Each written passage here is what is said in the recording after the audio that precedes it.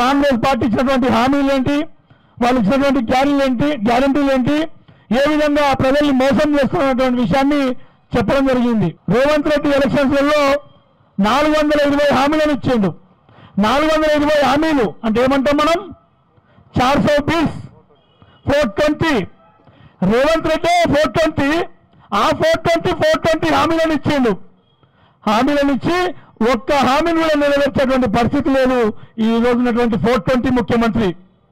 కాబట్టి 420 ముఖ్యమంత్రి నిలదీయడానికి ఈరోజు భారతీయ జనతా పార్టీ గల్లీలో గ్రామాన కదలి ప్రజల్ని జాగృతం చేయడానికి ఈరోజు ఛార్జ్ షీట్లు తీసుకొని వచ్చి ప్రజల ముందు నిల్చోబెట్టింది, ప్రజల ముందు నిలదీస్తా ఉంది. ఈరోజు అడుగుతా ఉన్నాం, రాష్ట్ర వ్యాప్తంగా ఇప్పటికన్నా చెప్పిండు, సాధారణ చెప్పిండు ఏ విధంగా మోసం చేస్తున్నారు. కానీ సిద్దిపేట నియోజకవర్గంలో సిద్దిపేటల ఇవాళ కాంగ్రెస్ యొక్క ప్రభుత్వ పనితీరు చూస్తే పైన మీద నుంచి పైన పరిస్థితి అయింది సిద్దిపేట ప్రజలది. కోమర్చేరు కట్ట మీద 100 కోట్లు పెట్టింది తగులుబాజీ హరీష్ రావు. 100 కోట్ల రూపాయలు పెట్టి కోమర్చేరును అభివృద్ధి చేస్తున్నా అని చెప్పి 100 కోట్లు ఎన్నికేసుకున్నటువంటి హరీష్ రావు అయిపోయింది, వాళ్ళ ప్రభుత్వం దిగిపోయింది. ఇవాళ ఆ 100 కోట్లు పెట్టినటువంటి కోమర్చేరు మీద మున్సిపాలిటీ పట్టించుకుంటలేదు, నా టూరిజం డిపార్ట్మెంట్ పట్టించుకుంటలేదు. మున్సిపాలిటీ వాళ్ళని అడిగితే టూరిజం డిపార్ట్మెంట్ అంటారు, టూరిజం డిపార్ట్మెంట్ అడిగితే మున్సిపాలిటీ అంటారు. గడ్డి మలిసిగి చెత్త దొరకపోయింది. 100 కోట్లు ఆ కోమర్షియల్ నీళ్ళలో పోసినట్టే అయిపోయింది. ఇదేనా మీ అభివృద్ధి? ఇదేనా? ఇక్కడ ఉన్నటువంటి ఎమ్మెల్యేలు అడుగుతున్నా, ఇక్కడ ఉన్నటువంటి కాంగ్రెస్ నాయకులను కూడా అడుగుతున్నా, ఎందుకు 100 కోట్లు పెట్టిన దాన్ని వృధా చేస్తున్నారు, ప్రజల అవసరాలకు పనికి రాకుండా చేస్తున్నారో చెప్పాల్సినటువంటి అవసరం ఉంది. ఇలా మేము ఎప్పుడూ అడిగినాం, ఎలక్షన్ ముందు అడిగినాం కోనో కార్పస్ చెట్ల గురించి, విషతుల్యమైనటువంటి చెట్లు కోనో కార్పస్ చెట్లు వాటిని తీయాలని. అప్పుడు తీస్తామని చెప్పారు. ఇవాళ వరకు కూడా కోనో కార్పస్ చెట్లను తీసినటువంటి పాపాన ఓలే, ప్రజల గురించి పట్టించుకున్నటువంటి పాపాన ఓలే. అండర్ గ్రౌండ్ డ్రైనేజ్ ప్రతిష్టాత్మకంగా నరేంద్ర మోడీ గారు ఇచ్చినటువంటి పైసలతోని ఇక్కడ అండర్ గ్రౌండ్ డ్రైనేజ్ తీసుకొని వచ్చి ఈరోజు అండర్ గ్రౌండ్ డ్రైనేజ్ కూడా పైసలు తిని ఇలా ఆ అండర్ గ్రౌండ్ డ్రైనేజ్ పట్టించుకునే పరిస్థితి లేదు. ఎక్కడ పడితే అక్కడ లీకేజీలు అవుతా ఉన్నాయి, ఎక్కడ పడితే అక్కడ రోడ్ల మీద వరదలు లెక్క డ్రైనేజ్ లీక్ అయిపోయి వాసన వస్తూ ఉంది. ముక్కు మూసుకొని ప్రజలు బయటకు వెళ్లాల్సినటువంటి పరిస్థితి వస్తుంది. కాబట్టి ఒక్కసారి మనం సిద్దిపేట విషయమే ఏ విధంగా ఉంటే ఇంకా మిగతా విషయాలు ఏ విధంగా ఉంటాయో మనం ఆలోచించుకోవాలి. కాబట్టి వీటిపైన మనం అడగాల్సినటువంటి అవసరం ఉంది, నిలదీయాల్సినటువంటి అవసరం ఉంది. ఎక్కడికెక్కడ కాంగ్రెస్ నాయకుల్ని నిలదీసి మన సిద్దిపేట అభివృద్ధి కావాల్సినటువంటి నిధులను తీసుకొచ్చే విధంగా వాళ్ళని అడగాల్సినటువంటి అవసరం ఉందని చెప్పి తెలియజేస్తూ చాలామంది కాంగ్రెస్ ప్రభుత్వాన్ని ఎన్నుకొని దాని తర్వాత పార్లమెంట్ ఎలక్షన్స్ వచ్చినాయి. కేంద్రంలో నరేంద్ర మోడీ గారు ఏర్పడి కూడా సుమారు దాదాపు 6 నెలలు 5 నెలల కాలం కూడా పూర్తవుతూ ఉన్నది. అయితే చాలామంది మొన్ననే గవర్నమెంట్ అయింది కదా అని చెప్పేసి, 2 ప్రభుత్వాలు కూడా మొన్ననే ఏర్పడ్డాయి కదా అని చెప్పేసి వాస్తవానికి కూడా చాలా రోజులుగా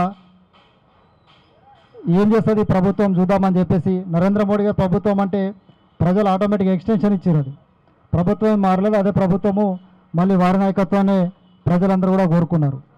కానీ 10 సంవత్సరాల కాలం తర్వాత ఏదైతే ఉద్యమ ఆకాంక్షలు కావచ్చు, తెలంగాణ ఏర్పడాలనే తెలంగాణ గురించి బలిదానాలు, అనేక రకాల పోరాటాల తర్వాత ఆ రోజు మరి కేసీఆర్ను ముఖ్యమంత్రి చేయడం జరిగింది. తెలంగాణ ప్రజలు ఉద్యమ పార్టీగా ప్రారంభమైన ఆ రోజు కేసీఆర్, తదనంతరము నాది ఉద్యమ పార్టీ కాదు, నాది రాజకీయ పార్టీ అని చెప్పేసి ఆయన ఉద్యమ స్ఫూర్తిని మర్చిపోయి ఆయన ఒక రాజకీయ నాయకునిగా ఆయన 10 ఏళ్ల పాలనను మనం తెలంగాణ ప్రజలు చూసిన తర్వాత మనం పొరపాటు చేసినాము.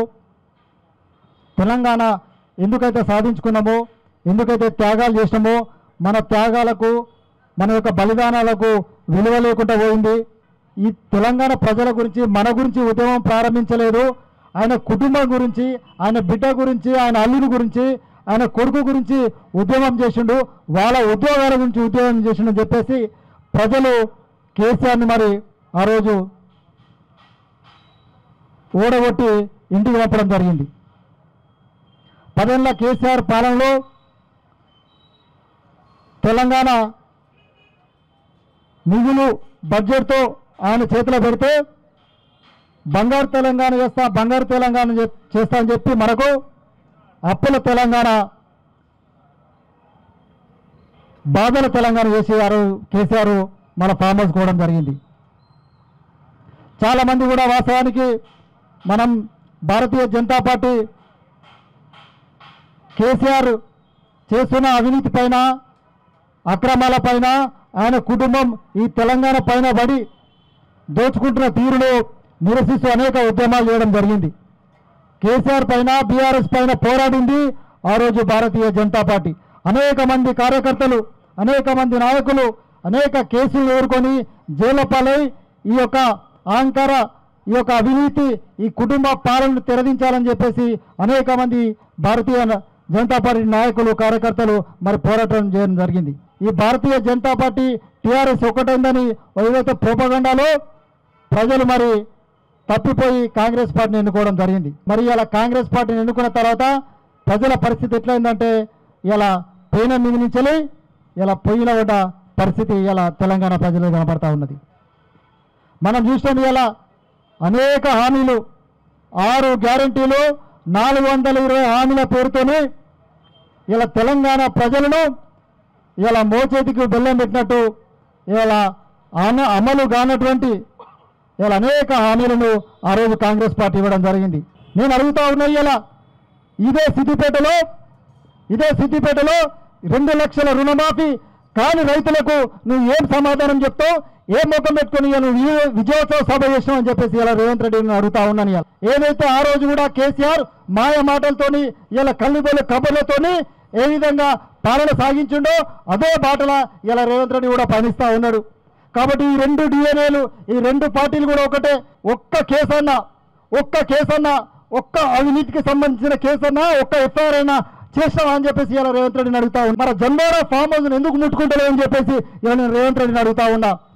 ఏ ఒక్క కేసు కూడా ఇలా కేసీఆర్ కుటుంబం పైన చేయలేదో దాంతోనే మనకు అర్థమవుతా ఉన్నది వీళ్ళిద్దరు ఒకటే అని చెప్పి ఇలా భారతదేశాన్ని ఇలా అగ్రభాగం తీసుకుపోతా ఉన్నాడు నరేంద్ర మోడీ గారు.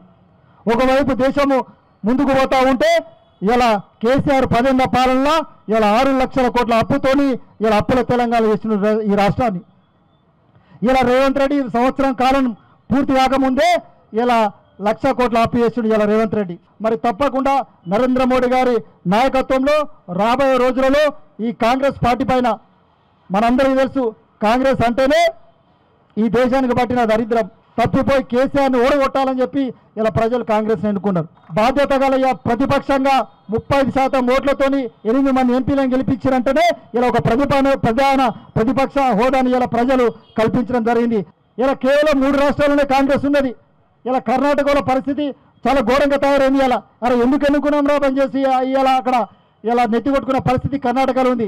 ఇలా తెలంగాణలో కూడా అదే పరిస్థితి తయారైంది. ఇది ప్రజా పాలన కాదు, ఇది ప్రజలకు పట్టిన దౌర్భాగ్యంగా అమృత్ పథకం కింద సిద్దిపేటలో జరుగుతున్న ఏదైతే ఈ డెవలప్మెంట్ ఉందో ఇలా హరీష్ రావు మొత్తం నాదని చెప్పుకుంటూ ఉంటాడు. ఈ కేంద్ర ప్రభుత్వం ఇచ్చిన నిధులే. కాబట్టి ఈరోజు కేంద్ర ప్రభుత్వ నిధులతోనే వీళ్ళు సోకులు పట్టడం తప్పితే వీళ్ళు ఒరగబెట్టింది ఏం లేదు. కాబట్టి ప్రతి విషయాన్ని కూడా ప్రజలకు వివరించి మరి నరేంద్ర మోడీ గారి నాయకత్వంలో రేపు రాబోయే రోజులలో ప్రతి విషయాన్ని కూడా ప్రజలకు వివరించి నువ్వు ఇచ్చిన హామీలు సిగ్గు లేకుండా సభలు పెట్టుకుంటూ ఉన్నాడు, విజయోత్సవ సభలని. ఏ ఒక్క హామీ కూడా నువ్వు నెరవేర్చకుండా ఏ విధంగా నువ్వు సభలు పెట్టుకుంటున్నావు అని చెప్పేసి అడుగుతా ఉన్నా. ఇలా నోరుంది కదా, నేను ఏమి ఇవాళ అధికారం ఉంది కదా అని నువ్వు మాట్లాడుతున్నావు. గట్లే అన్నాడు కేసీఆర్ మాట్లాడిండు, ఇలా నువ్వు కూడా గట్లే మాట్లాడుతున్నావు. కేసీఆర్ను ఫామ్ హౌస్కి పంపించినట్టే నిన్ను కూడా కొడంగల్కు పంపిస్తారని చెప్పేసి ఈ సందర్భంగా రేవంత్ రెడ్డిని హెచ్చరిస్తూ మరిన్ని వీడియోస్ కోసం ఛానల్ ని సబ్స్క్రైబ్ చేయండి. లేటెస్ట్ అప్డేట్స్ కోసం వాట్సాప్ ఛానల్ ని ఫాలో అవ్వండి. ఆ లింక్ డిస్క్రిప్షన్ లో ఉంది.